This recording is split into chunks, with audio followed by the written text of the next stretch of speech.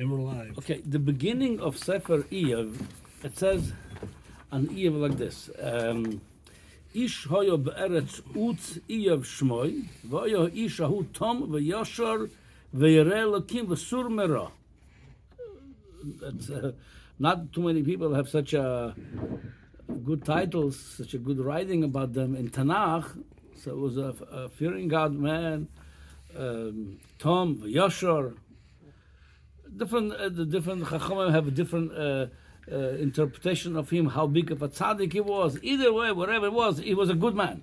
The question then, such a good man, Iyov, how come he suffered? Isura Iyov, the whole sefer, it describes what kind of suffering he had. Why such a good person like Iyov have so much suffering? So today maybe we're going to learn three answers why Iyov had all this suffering. The first answer is the Gemara in Masechet Soita, Daf Yud Aleph. Amar Rab Chiya bar Abba, Amar Rav Simai, Shloisha hoyu ba'isa etza. When they gave to Paroi the etza, he had three advisors, the etza, to throw the Jewish kids into the river. Yeah, they said today, from the river to the sea.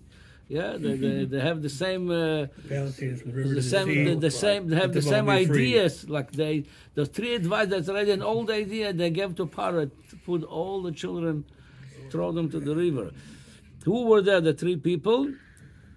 The Gemara says Bilam, v'Iyov, v'Yisroi. So the three advisors of Parah was Bilam, v'Iyov, v'Yisroi. Exactly the timing of those three. It's not today. We're going to do maybe another day. We're going to discuss how could be those people at that time and other places in history. We'll find them, but it's not for now.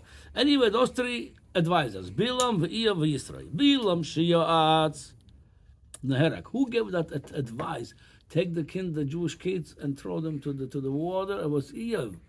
And up the Jews. Bilam. I'm sorry, Bilam. I said Bilam. That's why they killed at the end. Bilam was killed. Iyov sheshosak. Iyov that was silent. He pleaded the fifth. He says, "I'm not saying anything." Nidan be yisurim. That's the first answer.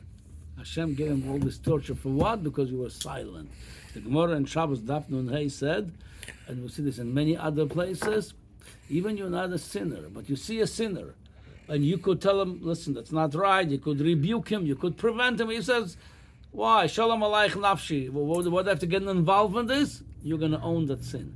So he was silent. For that, he was tortured. Can you imagine the Surah Iyov? For what? He didn't do anything wrong. He just was silent. You should have speak up. You should have said it's wrong. You should say I disagree with that. You didn't do that. You own it like you said it, like you're part of it.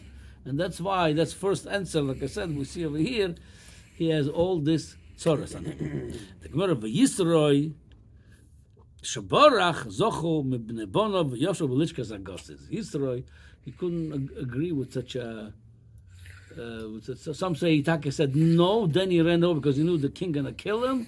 But some say just ran, that was the biggest protest. I don't know, I can't be part of this government. You're killing the Jewish kids. But that was Zoiche. He became the son-in-law, became Moshe Rabbeinu, and then later on, the way it went out, his kids became big guys. The Yeshem Belishkas Agozet, they were part of Sanhedrin. Anyway, so that's one answer. The reason Iyov had this Yisurim because he was part of the advisory board of Paroi, which was silent. He didn't say anything when they said such a horrible decree on the Jews. He didn't do anything about it. There's another answer.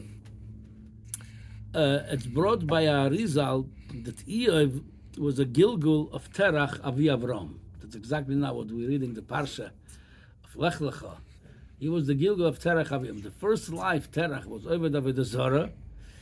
He wasn't a tzaddik, he was far away from the first life. So Hashem sent him the Gilgul in this body of Yisroi, and now through this Yisurim he cleansed his previous life, and he got kapara for them. So that's another reason. Second reason why Yisrael was suffering, because not for this life, but for a different life, he was suffering. Rizal says that? Yes. The third reason is, and this reason brought also in Sefer Halacha, the third reason I'm about to say, it's brought in Chaf HaChaim,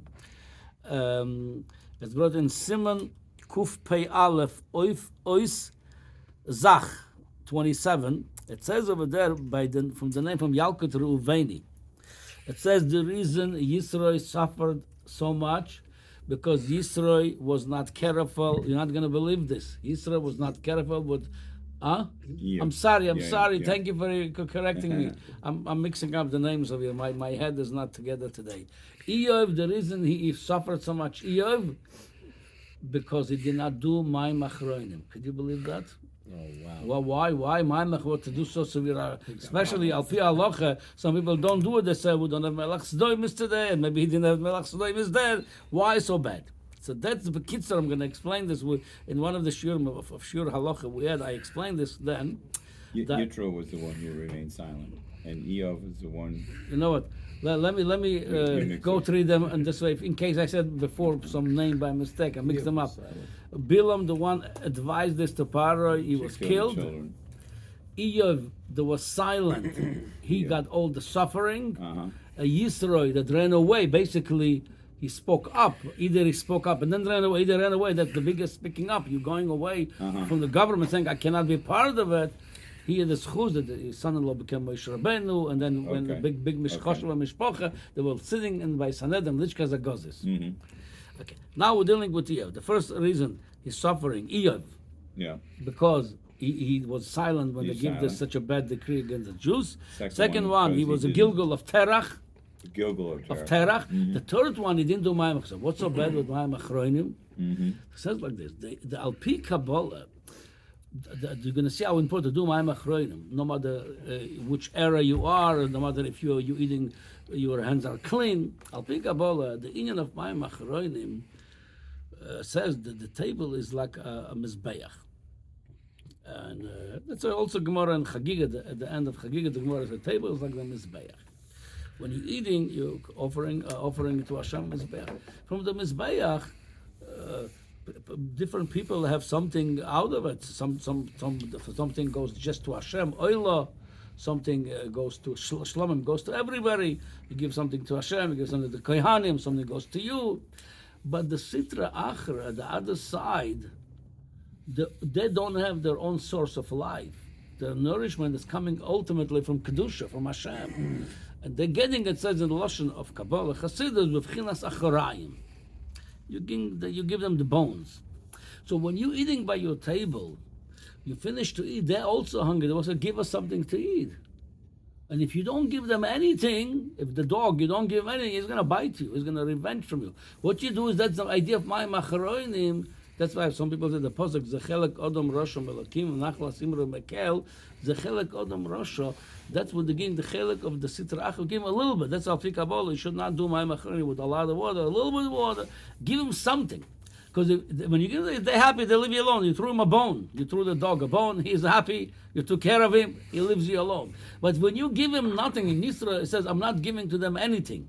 I'm only giving to Kedusha. I'm not giving anything. That's why they revenge from him and give all this Yisurim. From here we see again the three reasons why Yisra, I'm sorry again, why Iyov suffered. You see, one of the last thing, we see halacha l'maisa, what's going to get to us, to be careful with Mayim Achroinim, that does belong to the Sitra Achra. If you don't give it to them, they'll go after you and revenge you. Okay.